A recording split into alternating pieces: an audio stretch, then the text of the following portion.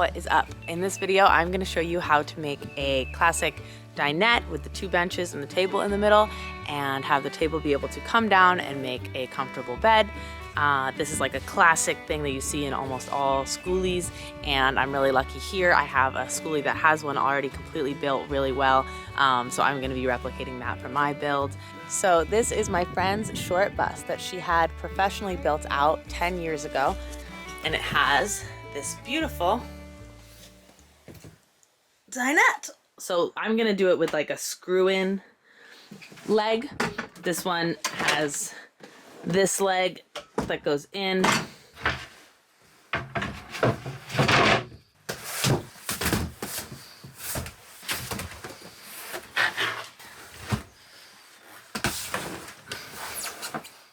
So yeah, this one seats 4 really comfortably, and it sticks out about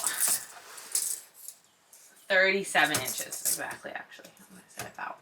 I am gonna do mine at 34 just to give us a little more hallway room in between our couch and this. This entire dinette can be built with 2 pieces of 4x8 plywood at a thickness of 19 over 32. Those were like $35 at Lowe's when I went. I actually wrote out a whole map of how to build it using the most efficient use of the wood possible, so I'll attach that next to me right here because wood is expensive, and so I'm trying to not waste as much as I can. And I also got these 1 1/4 inch wood screws, and that is all I'm going to need to build my dinette, besides the leg for the table and the cushions and all that. But for the base and everything like that, yeah, I'm just gonna use these. Also, for my whole build, I have a table saw, but it's not like a ginormous table that you can just slide plywood on. So I cut most of my plywood.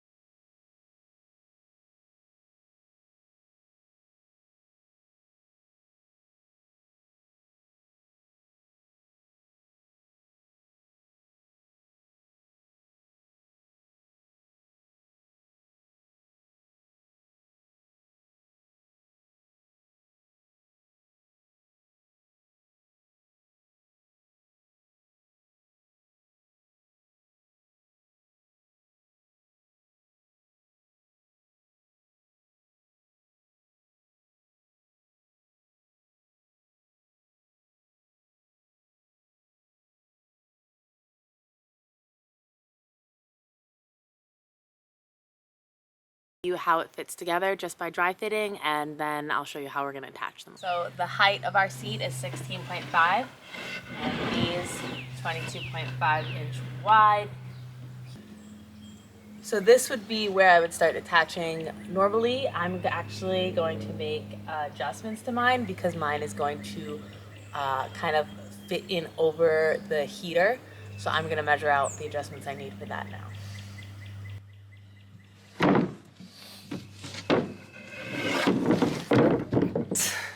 But if you didn't need to fit it over something, you would just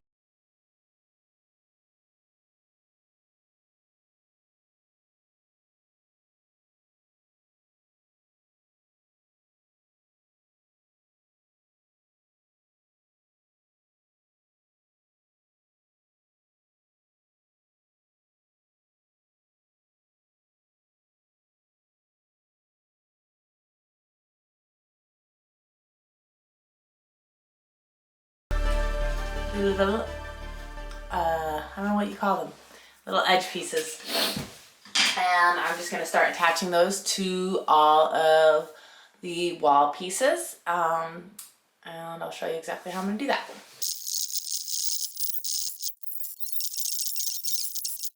So that is joined down there now. Definitely feels a little excessive with the screws, but that is how it was done in the one that I looked at in the other bus, so that's how I'm gonna do it.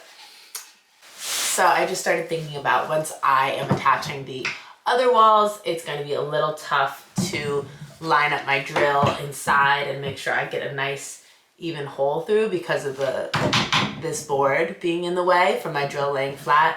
So for the following one, I'm gonna drill those holes before I drill it down. And those are just gonna be evenly spaced in between each of the screws I just did. So I'm gonna do that first and then move on to attaching it. And then, you know, it'll still be hard to hold my drill like that, but at least the holes will already be heading in the right direction and they won't go in slanted.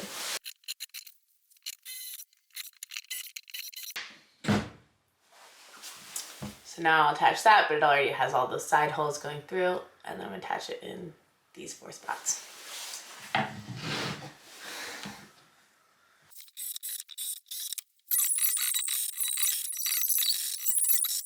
Okay, and the other little part I'm gonna do while I have it all disassembled is I'm going to attach these guys so that the base of the seat can sit on top of them. I'm gonna do that in thinner plywood so that it's easy to remove and put back.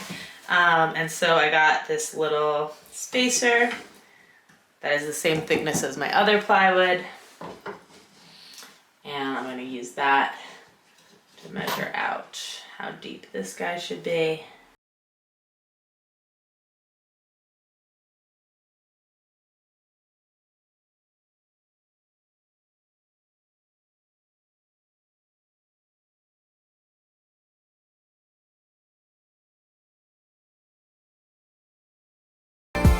When you want to turn it into a bed, you're going to drop the table down and it needs something to rest on.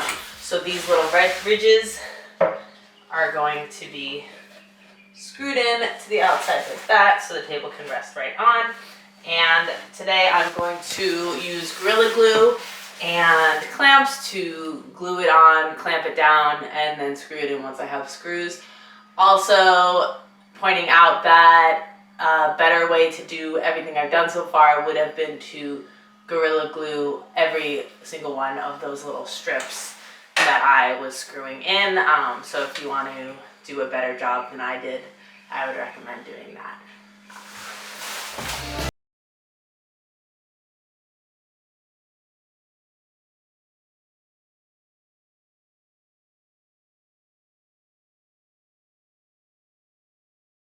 So the frame is officially done. And this is pretty much the whole seat. The only other part to it is the little removable top that I'm gonna put in, but it's all together.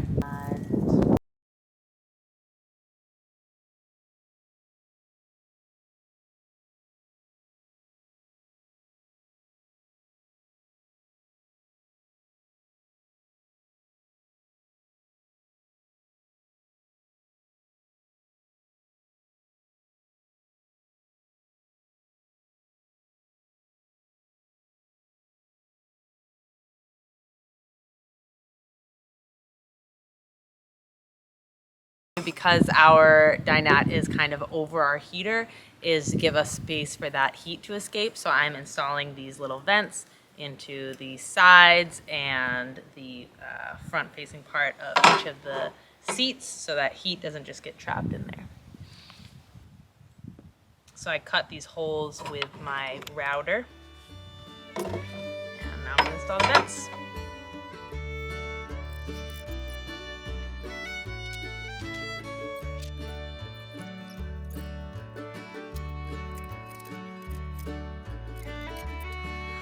Okay, we are close to being done and having the dinette totally installed. I'm just going to hook up our table leg and then we should be ready to go. We got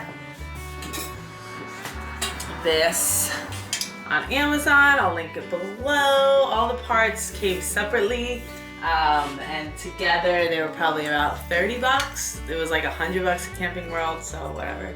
Trying to save money where we can.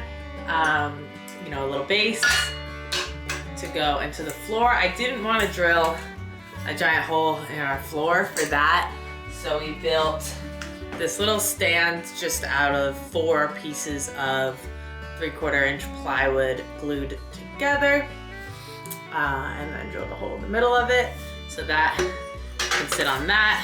We'll screw that into our floor, and we'll screw that into that, and then yeah, get the table attached, and then I'll show you how it all came out.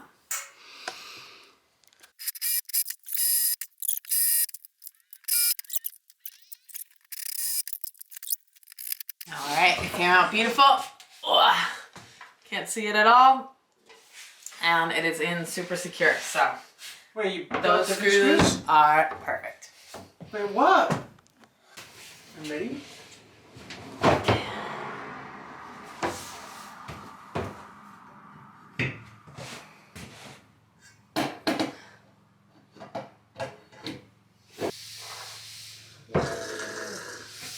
And then when we want to go into bed mode, pull it off. Whoa. So this is strong. Oh yeah. And voila! Feels pretty good. Here we go. It's the moment I've all been waiting for. Whomever has sat in this bus, because putting in the seats. I mean, they're here, but we're going to screw them down. Look, Julie's already using it as storage. Beautiful. Yeah, so what are you screwing it into over there? This piece of wood I put wherever it go.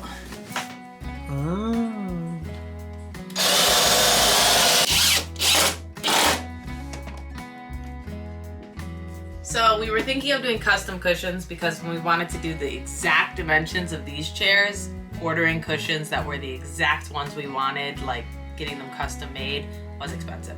But we found that RecPro sells the standard size cushion, which fits what I built pretty well. I wish that I had just bought these first and then made everything to size with this, but oh well.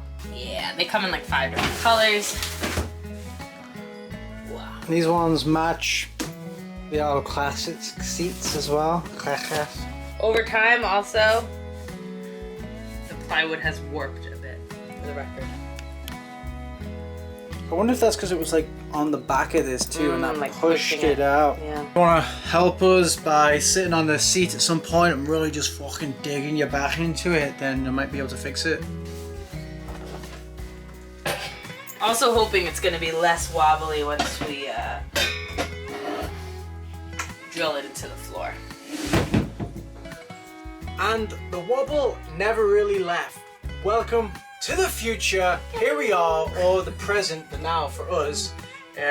We actually added 2 foldable legs to the table for it to, you know, not wobble as much. It's still got a bit of a wobble, but before you were like flying all over the place. So this is a really good design for a budget dining booth. You know, this cost us what, $300 total, maybe with the cushions and stuff. It's kind of the most expensive part. But if you wanted to buy this new, you know, or it's like custom made, it might cost up to $3,000. So super cheap little build here, and I think it's super cool. In retrospect, like you might wanna, if you go with the more expensive center leg, it might be more stable. But it seems like just with that center leg design, the leaning on any corner of the table just doesn't work. So yeah, I recommend going with a design that kind of has more of like a 4-leg or support on each end if you want it to really be like a table you can rest on. It's crazy. Soon Felix is going to be sitting on this table trying to learn how to put food in his mouth. Or maybe not sitting on the table.